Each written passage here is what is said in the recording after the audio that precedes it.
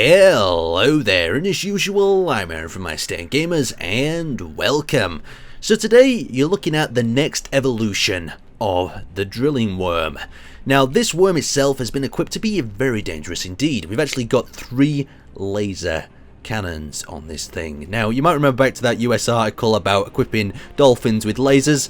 Well, I was slightly inspired by that, and I think every mad sort of weapons maker needs to have a little bit of a crazy one. But I'm going to stick this up on the workshop after as well, so there'll be a link in the description so you can check that out. But let's actually put this to the test. Now, the reason I released this one so late is I wanted to put this to the test on multiplayer servers, and I learned quite a lot.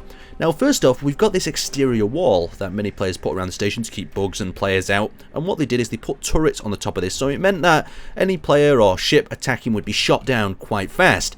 But if you attacked from underground, the turrets won't be able to target you. And I used this to my advantage. I'd pop in quite far away into the earth, travel parallel with the surface with the new engines that I fitted, and then come up into their station. So I've been a cutaway building so you can actually see what it is, so we can put this to the test here, and I would take out the reactors. So once I've taken out the reactors, the turrets on the walls go down, and I can literally cause havoc within the station. Seems like a pretty good plan, but the only problem is how long will this ship actually survive doing it without breaking apart? And finally, I've stuck some tanks in, so we'll try cutting through this wall, getting out of this facility and destroying them tanks. So let's put this all to the test. We can actually control our ship. We can wiggle it across the land. You can see as just a small snake could do as we wiggle across, looking all natural like. So now once we approach the wall, if we wanted to go loud into this station, we could always use our lasers and cut a hole in the fence.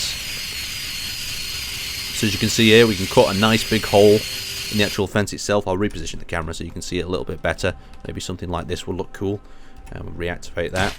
So you can see the lasers actually cutting away, and we've got a really nice hole into the station now. But we're not going to do that because the turrets would have probably tore us apart while we spent all that time doing that hole. So we're going to get a little bit closer since there's no turrets actually there. So let's just double check and make sure everything's correct with F8. Okay, and we're coming in at a little bit of an angle, so we'll straighten it up so we can dig a nice straight tunnel as well. And we'll wiggle our way over there. So let's wiggle our way a little bit further towards the target, come in at a more straighter angle, and I think I'll dig really close to the tunnel so you can actually see a nice pattern as we come to digging this. So we'll add our weapons to our bar. So now that's added, we can start digging. So now we're in this position, we can actually start digging using the drill. So we're going to select 4, turn them on, and we're going to use right mouse button so we don't actually collect any of the ore, and we're going to dig down underneath the wall. And most players leave the wall not too deep in the ground just because they can't dig away at them voxels, but we'll cut down, we'll actually have a look. So once we've got this angle formed, we need to start running parallel with the actual base itself. So let's actually begin curving our drill up. So we're going to power down, get another cut into the ground, and then we'll start using our new thrusters. We've got more power to actually flatten out this tunnel a bit. Okay, that's beautiful. Tunnel's getting much flatter already.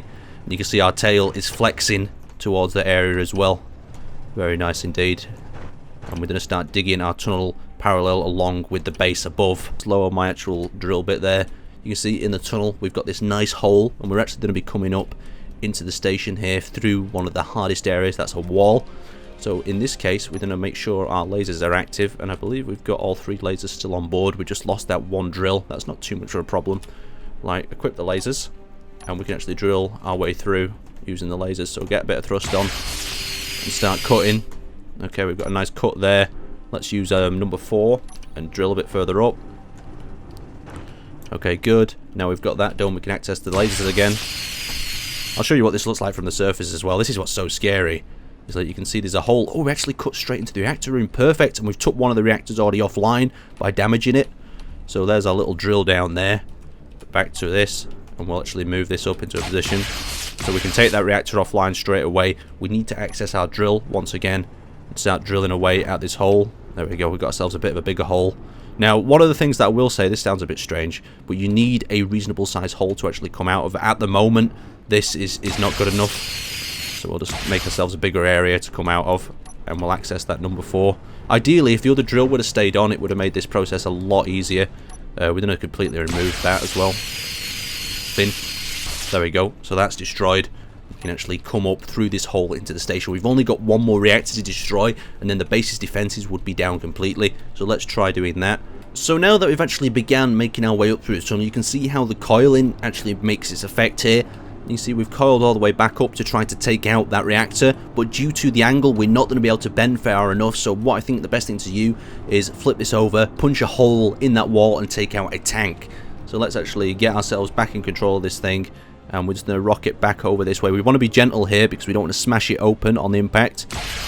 Cut ourselves a nice hole. Very nice indeed. Keep drilling away. Cut that down. Perfect. And we can actually make our way out through this hole now. Just need to be careful not to get anything stuck on the actual side.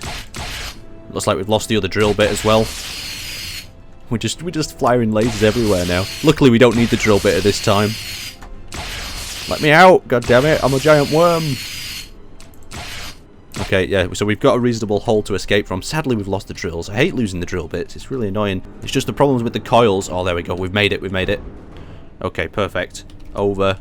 And we've damaged some of the wall, but the rest of the ship seems mostly intact. Wow, just look at that. Imagine if that came up through your base. You can see we took a little bit of damage to the bottom. Probably my fault. If I was a bit more gentle with it, and instead of messing around and just dug myself one big hole to start with, you can see the rest of it's weaving through the rest of the base. We'll try engaging one of these tanks or even pulling it out a little bit further. I don't know if we'll get stuck again. It doesn't look like we will, but the problem is when you're messing with metal on metal, it just tends to get stuck in this sort of case. So let's go back to 9, see if we've got control. Yeah, we've got control. Basic control left and right. We've got thrusters, so we can target this tank if we want to. There we go. Cut that tank up. I'll switch the camera so we can see what the actual damage is being done to the tank. So you can see we've cut away a little bit. Let's switch back to F9. Okay, so you can see we're actually just cooking that thing alive, melting it away with the... Oh, beautiful. Okay, that tank's wasted. We've got another tank to do, so I'll zoom the camera back around. So we've got one more tank to destroy on the left, but we're going to try to actually bring the worm out of this station. You can see metal on metal is not making it too happy, but we'll try doing that just now. This is probably the failure of this machine.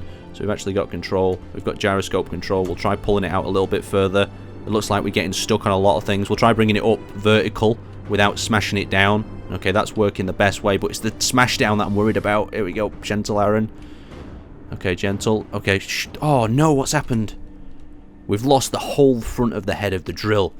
So as you can see, it's not the most practical weapon, but it is fun, and when it works, it scares the living daylights out of people. We managed to take out one tank, we broke into the base, we disabled one reactor, and just look at that tunnel. I mean, if that comes out your base and you manage to destroy it, even if a man opened this door and shot a machine gun at it and just cut one of the heads off of it, it would just be so cool. Maybe the next feature would to make it so even if the head comes off like that, the next part becomes controllable, so maybe a remote control block in every one of these sections, and then have maybe a thruster or a backup thruster. Oh my god, this is giving me so many ideas. Anyway, it's going to be up on the workshop, so you can play around with it a little bit further for yourself. It's going to be the laser worm variant, but if you don't want to have it, you want to have it on a vanilla world, it's as simple as just cutting the lasers off and pasting it in. Anyway, best of luck, and I'll see you next time.